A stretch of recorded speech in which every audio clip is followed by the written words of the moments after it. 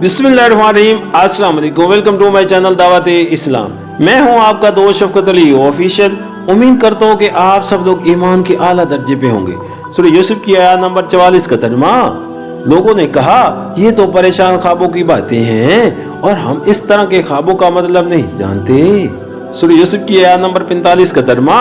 उन दो कैदियों में से जो शख्स बच गया था और उसे एक मुद्दत दराज के बाद अब बात याद आई, उसने कहा, मैं आप हजरात को इसकी तावील बताता हूँ, मुझे जरा कैद खाने में हजरत यूसुफ साहब के पास भेज दीजिए। सूरह यूसुफ हाशिया नंबर 38। कुरान ने यहाँ एक तसार से काम लिया है, बाइबल और तलमूद से। इसकी तफसील ये मालूम होती है और कियास भी कहता है कि जरूर ऐसा हुआ होगा कि सरदार साकी ने हजरत यूसुफ साहब के हालात बादशाह से बयान किए और जेल में उसके ख्वाब और उसके साथी के ख्वाब की जैसी सही तबीर उन्होंने दी थी। उसका जिक्र भी किया और कहा, मैं उनसे उसकी तावील पूछ कर आता हूँ, मुझे कैद खाने में उनसे मिलने की इजाजत अता की जाए। सूरह यूसुफ की आयत नंबर 46 का तर्जुमा। उसने जाकर कहा, हजरत यूसुफ साहब, ऐ सरापाए रास्ती, मुझे इस ख्वाब का मतलब बता कि 7 मोटी गाय हैं जिसको 7 दुबली गाय खा रही हैं और 7 बैलें हरी हैं और 7 सूखी।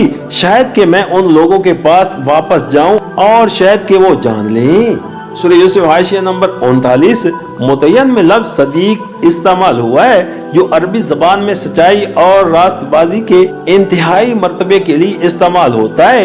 इससे अंदाजा किया जा सकता है कि कैद खाने के जमाना क्या में उस शख्स ने हजरत यूसुफ साहब की सीरत पाक से कैसे गहरा असर लिया था और ये असर एक मुद्दत दराज गुजर जाने के बाद भी कितना रासख था। सदीक की मजीद तशरीह के लिए मुलाहिजा हो जल्द अवल सूरह निसा हाशिया नंबर 99।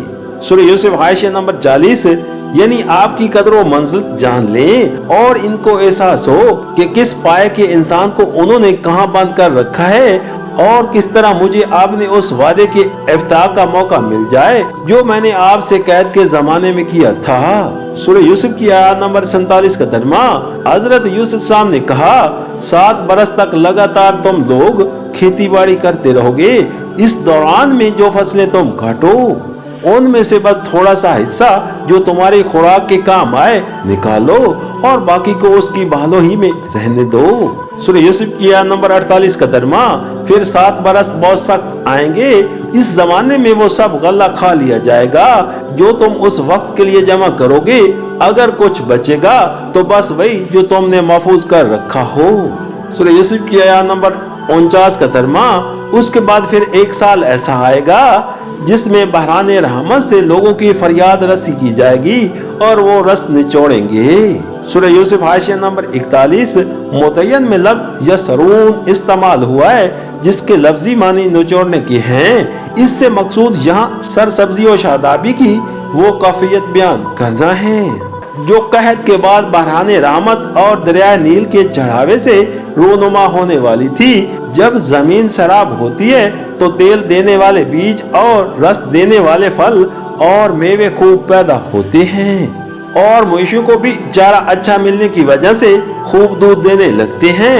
हजरत यूसुफ साहब ने इस तबीर में सिर्फ बादशाह के ख्वाब का मतलब बताने ही पर इक्तफा न किया बल्कि साथ साथ ये भी बता दिया कि खुशहाली के इब्तिदाई 7 वर्षों में आने वाले कहत के लिए क्या पेशबंदी की जाए और गल्ला को महफूज रखने का क्या बंदोबस्त किया जाए।